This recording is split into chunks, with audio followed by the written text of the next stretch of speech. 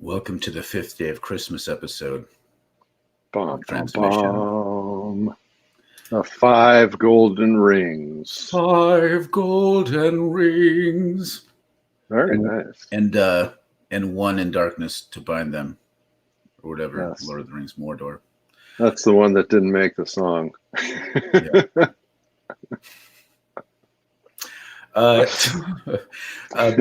Before we just go entirely off track, I'm Mark Van Steenhoek. I direct the Center for Prophetic Imagination. And I'm Daniel Wolpert. I direct Micah, the Minnesota Institute of Contemplation and Healing. And today we're talking about toxic positivity at the end of the world. I love that little smiley face burning up. That was good. That's what my soul looks like. Without the smiley face. Yeah, it's a brownie face with flames inside of it. But there's lots of ways we could talk about this, but we could just start with what sparked it for. I like to crab about this all the time, as is my want. I'm not. No one's accused me of being positive in temperament. Although I've been accused of being optimistic in a naive way, but never in like a boundless, positivity way. Really? Yeah. Okay. Because I tend to think things will work out somehow for me, and I make reckless choices. But that's not the same as what people usually mean by optimism, which is usually like, everything will get better. So I like to crab on this idea of toxic positivity, because usually the way it manifests, you see this a lot in spirituality circles of a certain sort. There are, of course, evangelical versions of this, charismatic versions of this. And then there's this sort of like contemplative, quasi-new age version that I more encounter these days. And what it looks like is this. If you're having a rough time of it, maybe you should check whether you're being too negative. Because actually, if you reach down inside, if you dig deep within your own Christ consciousness, you can manifest a reality that's better. And that this is the starting point of deep spirituality, especially for the oppressed. Like that kind of way of thinking. There's all kinds of different ways people put it, and that's probably overly simplifying it. Some people make like, what's wrong with being positive? Well,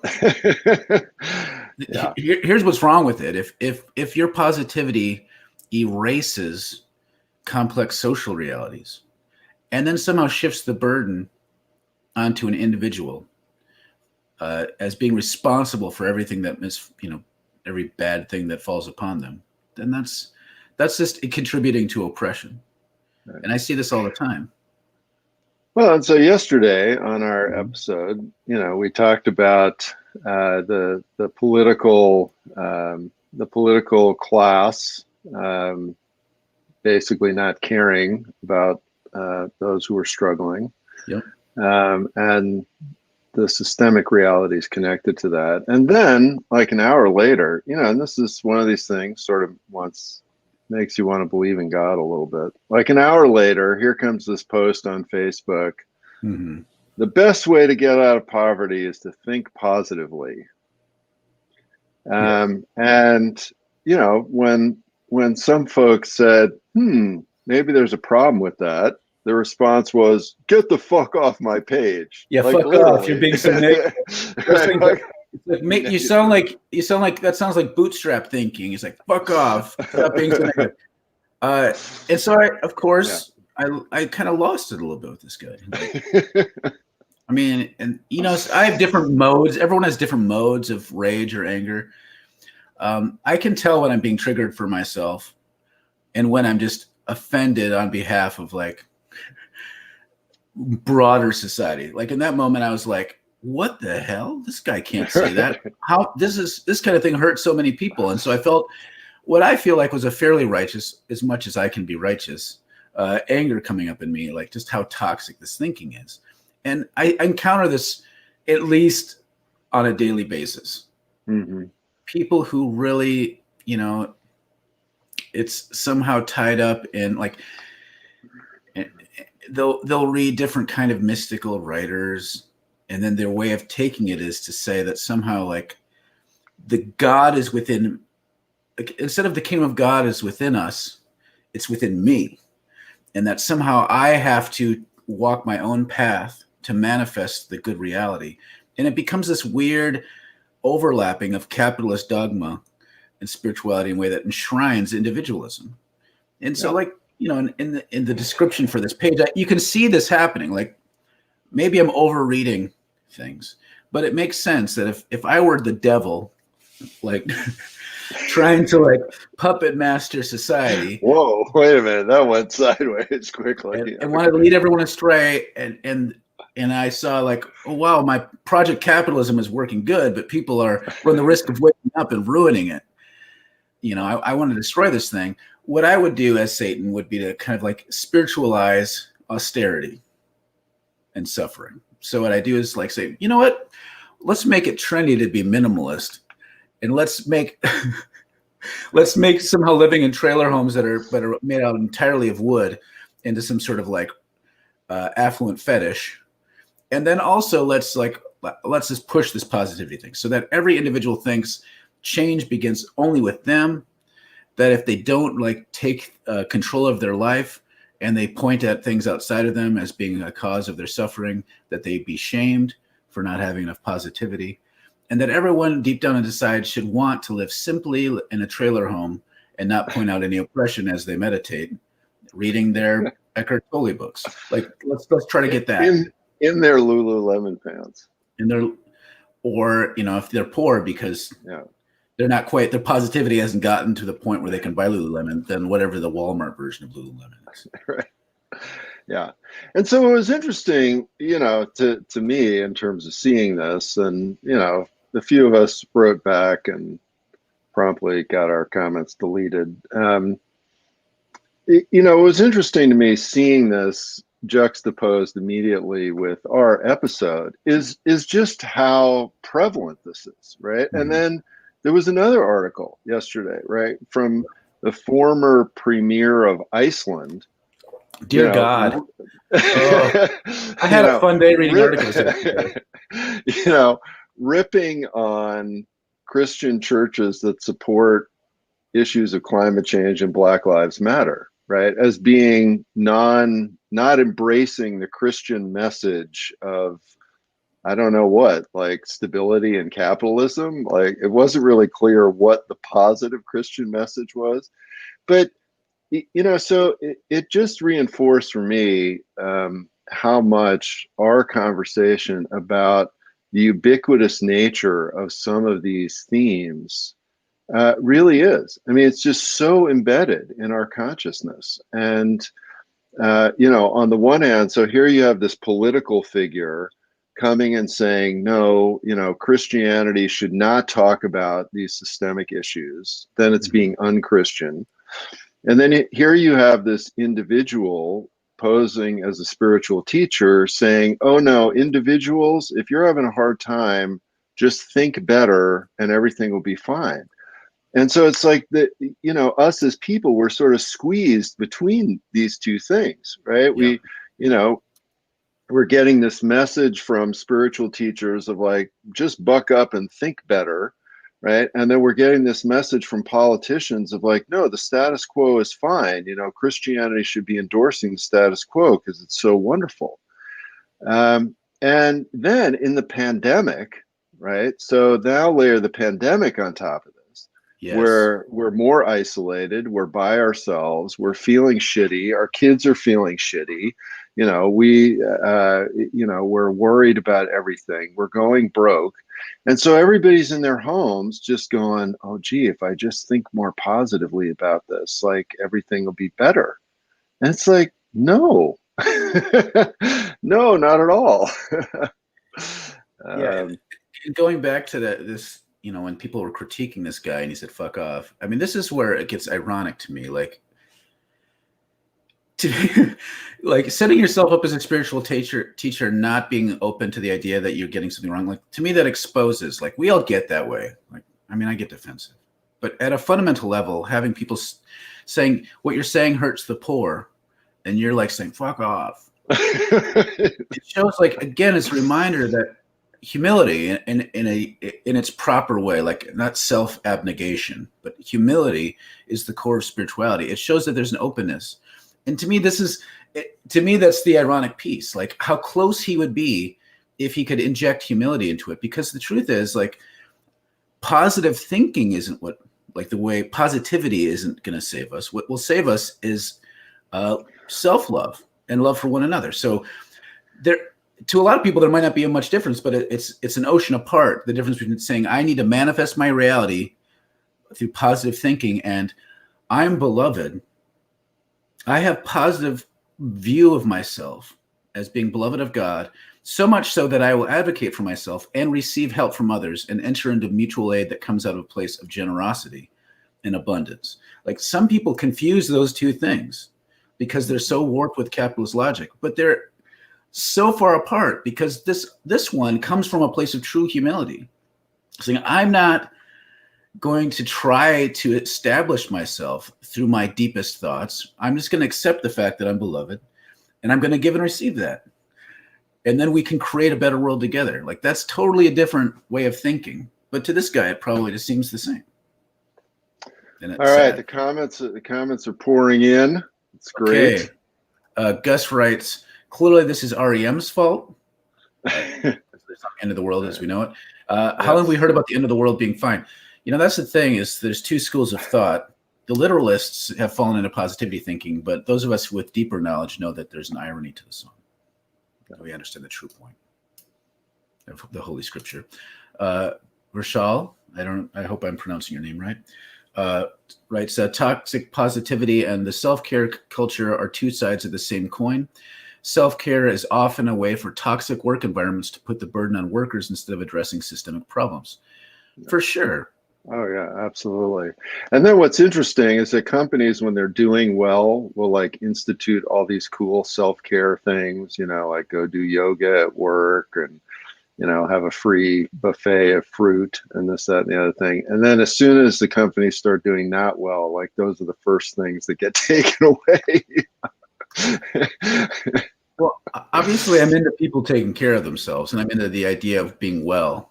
But I remember, like, when, you know, I was working as an educational assistant and they rolled out wellness things where you could get points. And then if you got enough points, you could get, like, traded in and get like a Christmas ham. It was like this really weird thing, which is like, is in their financial interests to keep workers healthy. It had nothing to do with caring about us. You had to do it on your own. Susan writes, I saw your post yesterday, Mark, and felt for you. Been there, done that too many times. Dudes like that will never get it, but your sharing may help someone else get clarity. I hope so. Either that or I'm just feeding trolls. I don't know. But yeah.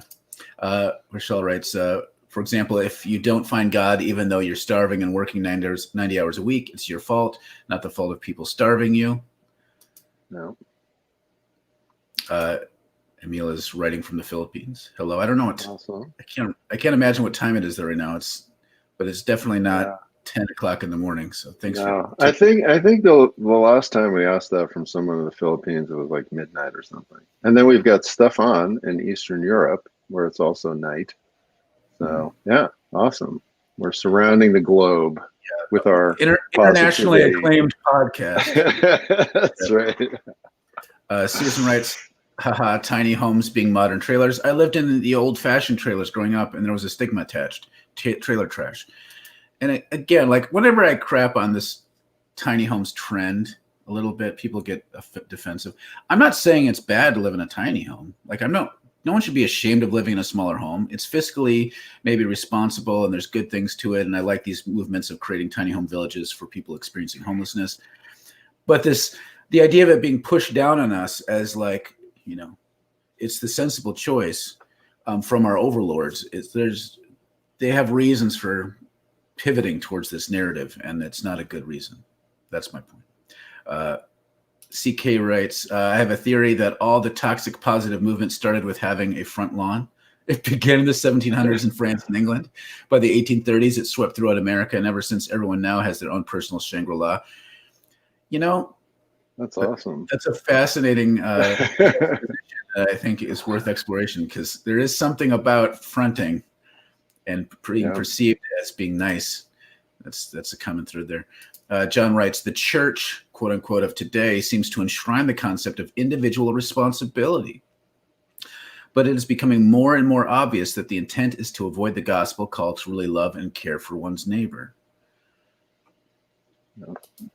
That reminds me again of that article from the former prime minister of Iceland, who I found out is a big Jordan Peterson fan as I dug deeper, which is not surprising. Who's that? Jordan Peterson. But this idea, like in his mind, Christianity should not give into woke culture. Instead, should continue to be the defender of Western values. Like he's somehow pitting. This guy also said that he thought Black Lives Matter was akin to the Cultural Revolution in China, and that an international cabal of bankers led by George Soros is out to get him. So this guy is full on anti-Semitic at that point. But this idea that individual responsibility is, and all the things tied up in Western values, is the heart of Christianity, and that somehow things like Black Lives Matter calling out oppression is some sort of like anti-Christian thing, is baked into this. Yeah. That's the Christian version of positivity. In a way. Yeah, and what was so fascinating about this article, right? And this is what you see all the time, is that in hindsight, right? In hindsight, the prophetic moments of Christianity seem like cool and obvious. I mean, one of the most hilarious things to me about that article was that he was lifting up Martin Luther King Jr. as this great example of Christianity upholding conventional values, right? Seeming to forget that white Christians hated Martin Luther King Jr. when he was actually doing his thing, right? And so, this article was full of these examples of the past, right? Oh, Christianity did all this great stuff, much of which at the time was looked at as heretical, not to mention the fact that the Church of Iceland is a Protestant church, which at the time of Protestantism was viewed as this heretical anti-establishment movement, obviously.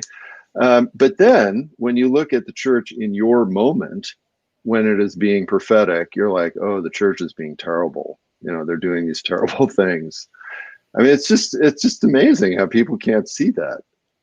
It's very, very interesting. Kathleen writes, I had a conference call with one of my churches yesterday. I was accused of not having enough faith because I don't feel safe when people refuse to wear masks. Got to be more positive, Kathleen. Yeah, really. So I guess Stefan writes, as someone who is very much into positive psychology, which is different than what we're talking about, the scientific one, Maslow, Seligman, etc. I'm not at all positive towards positive thinking, and in general, the toxic, i.e. neoliberal and superstitious positivity, which is kind of a twisted opposite to scientific humanistic positive psychology. I don't know if you want to kind of unpack what positive psychology is a little bit, Dan, just so people can follow along.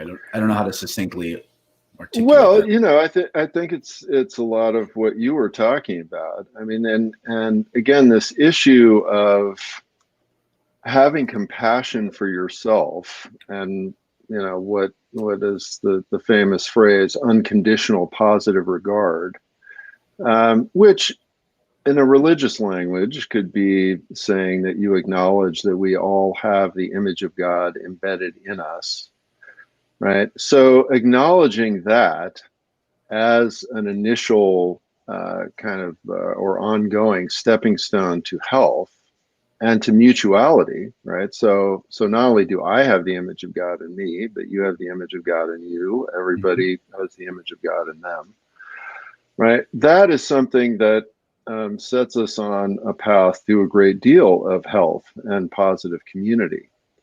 But that, as you said, then is very different from then taking the step of, well, because I have this compassion for myself, therefore I can manifest whatever reality I want. And if I'm not manifesting the reality I want, it's just because I'm not being positive enough about who I am. right? That's right. And so that's the twisted moment, right? That's where it goes off a cliff. And becomes just very, very debilitating, right? Or this thing that Kathleen's saying, right?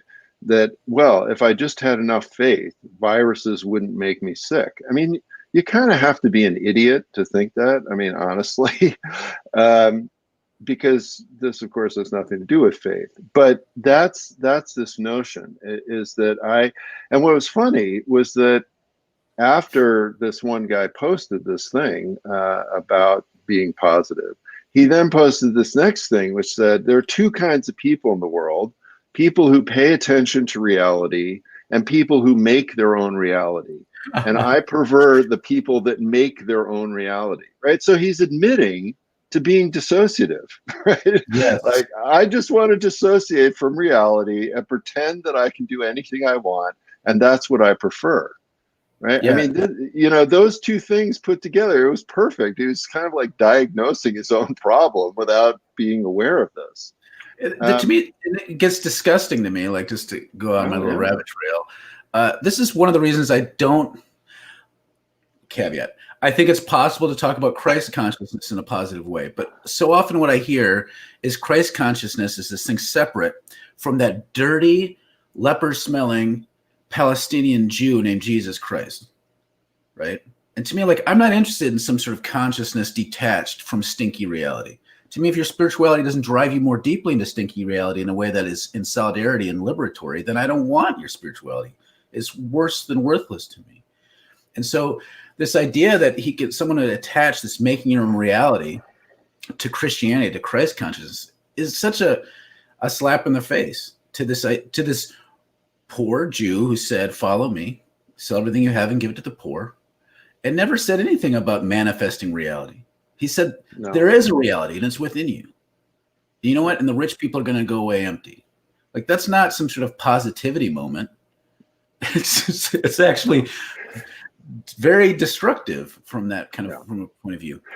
Yeah, well, and as we were talking about before we got started, I mean, I love the going back to the lawns thing, but really, this argument goes back a lot further, and theologically, we can look at the discussion between Pelagius and Augustine in regard to the issue of sin, and this was a very similar kind of conversation, right? Where Pelagius just said, well, no, there's no such thing as any kind of sin embedded in people. It's just a choice.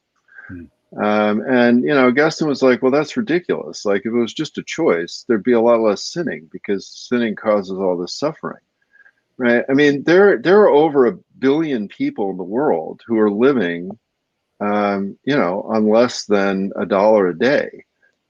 Now, if those billion people just could think more positively and actually get themselves out of starvation, like, don't you think a few of them would do that? Like, maybe 100,000 or 1 million. Like even if it was just a tiny percentage that jumped on the positivity bandwagon, like, don't you think you would suddenly see 1 million people going, "Wow, I'm more positive. I'm not poor anymore." I mean, this is obviously not something that you can just think your way out of. No, And yet that's essentially the argument. Like, these billions and billions of people who are poor and destitute, they're just not being positive enough. I mean, it's ridiculous. It's just as dumb as saying, if I had faith, the virus won't get me. Yep. Well, at least Pelagius, to use that, cared about poor people. So that, part of his positivity thinking was we should stop, oppressing the poor. But the point is good. Like, that you can't just manifest this. It's not. We don't really have free choices most of the time. Like, that's we're baked in, and when free choices come, it's, to me, a gift of the Spirit, and we need to seize upon it. That's why discernment is so important. But it's it's funny thinking about this and then comparing it to, like, the hero stories we tell in the United States about how Elon Musk is heroic, these sorts of things, as though, like, we lift up this person. And it's this linking of American success stories with virtue. And I think if I had a magic ray gun and could at least destroy within every American the thought that somehow success is tied to virtue in our society, it would undo a lot of suffering if we could just get out of that bad habit. Maybe we could get the robot birds on that. Yes, the robot birds.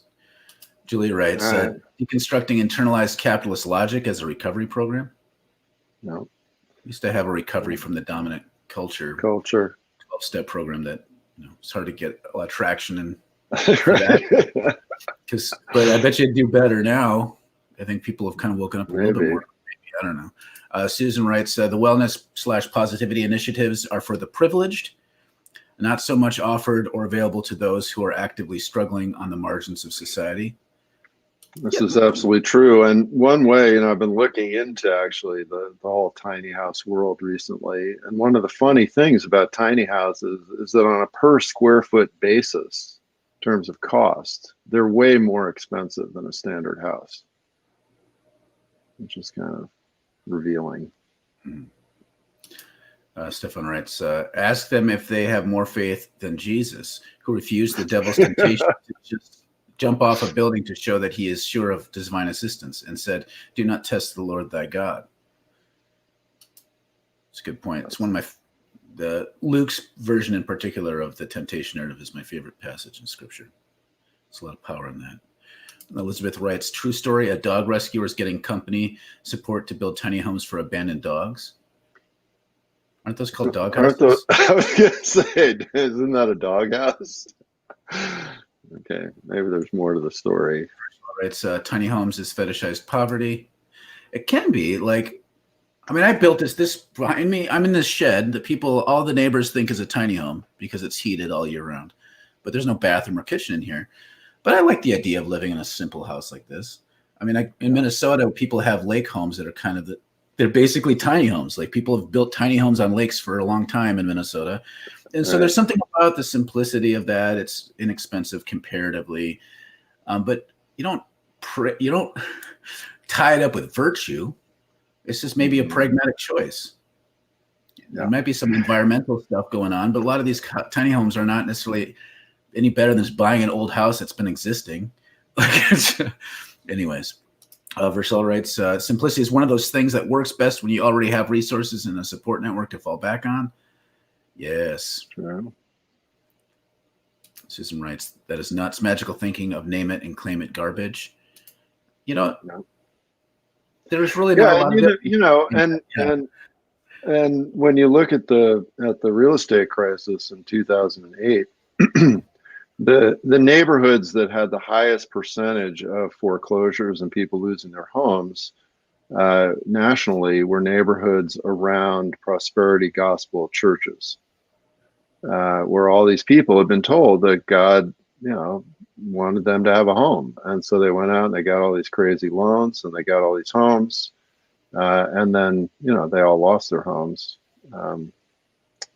because they couldn't afford them to begin with. And so, it was very devastating for many, many people, really led astray by that teaching.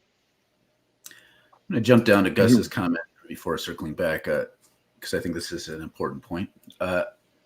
I hate how this kind of positivity is conflated with the idea of hope. Yes. Hope, as I think of it, is the practice of holding on to the possibility with some luck and work, less than awful things might be possible. Those are very different, in my opinion. This is why I recommend. There's a couple of thinkers that I think are worth reading on this. One is Jacques Ellul. I reference it all the time. Hope in Time of Abandonment. Hope is this type of defiance that refuses to accept the way things are. Like, that's not how we think. It's not just leaning back and I hope Biden makes things better. It's like, I hope we can make this better. Let's get to work. Yeah. Earlier when you were talking, Dan, about a billion people living on less than $1 a day, it again brought to mind Frantz Fanon. He said that violence necessarily has to erupt in Africa, in the context he was writing, because when Africans start realizing that their own worth, in order to secure their own identity, beyond just being not white, they have to do so with violence. It erupts out to violence as they lay claim to their identity. And so in a way, that is an example of positive thinking. But it leads to revolution. But that's not what people mean when they're talking about positivity. They're saying, if you believe in yourself, you can collect trash, sell it on the corner market, and then like you can then buy a better stand to sell fruit, and then eventually you too could be Elon Musk. That's kind of what they're thinking. Yeah. So before we finish up on a couple comments, since we're towards the end, we were actually going to do a little ad. Yeah. And hopefulness with a positive spin. Indeed. So, a little commercial here. We have this program. Oh, it's not showing the whole thing. There we go. We have a new program that we're offering on spiritual direction and social transformation. So this has a lot to do with the things we're talking about. How do you talk about spirituality in a way that isn't just positive thinking, individualistic? Spiritual direction as a practice is about accompanying people in discerning the Spirit's movement in their life and in the world around them. But oftentimes these programs are not connected to social analysis. And so Dan and I, since we talk about this a lot, have been pondering for a while about starting a program to train spiritual directors in a way that's engaged with social reality. And so this is our joint offering through our two organizations.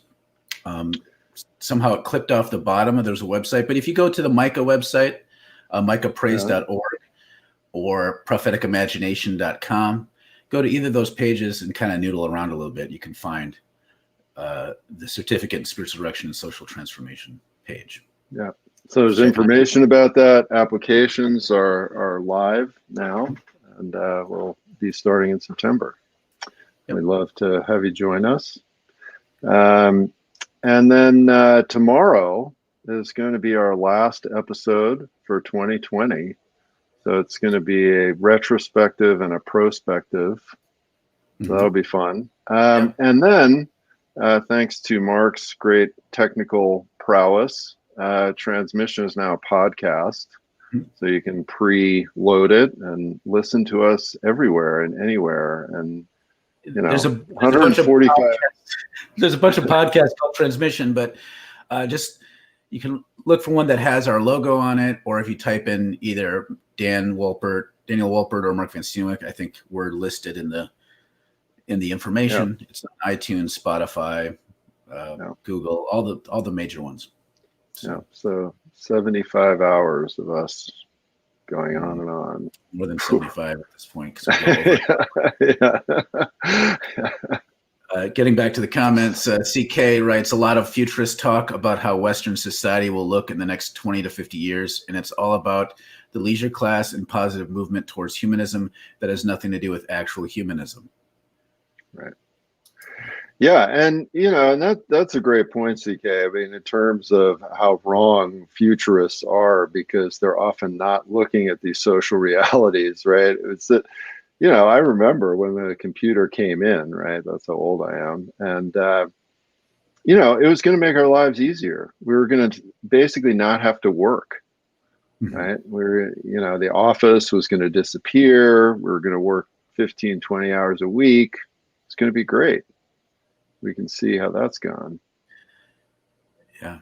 And that came out of this kind of view that you're talking about, right? This super positivity view. Everything's going to be great. People are going to be positive, not doing any kind of social analysis, which could have told you that there's no way in hell that the billionaires are going to let us not work and pay us.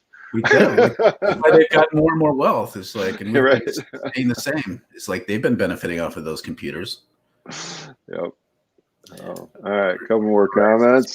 That doesn't bring you to the present isn't going to help you understand Christ consciousness. Amen. If the kingdom of heaven is within, it's now. And if it's now, it's grimy. And that's good. Yes. Amen to all that. And then Gus, our librarian, has a couple of recommendations. Gus recommends Rebecca Solnit's Hope in the Dark and Paradise Built in Hell. I tend to like things that Rebecca Solnit writes. A good recommendation. And I think with that, we're done. I'm positive that we're done. All right. Thanks, everybody. Great to be with you. And we'll see you tomorrow for the end of 2020.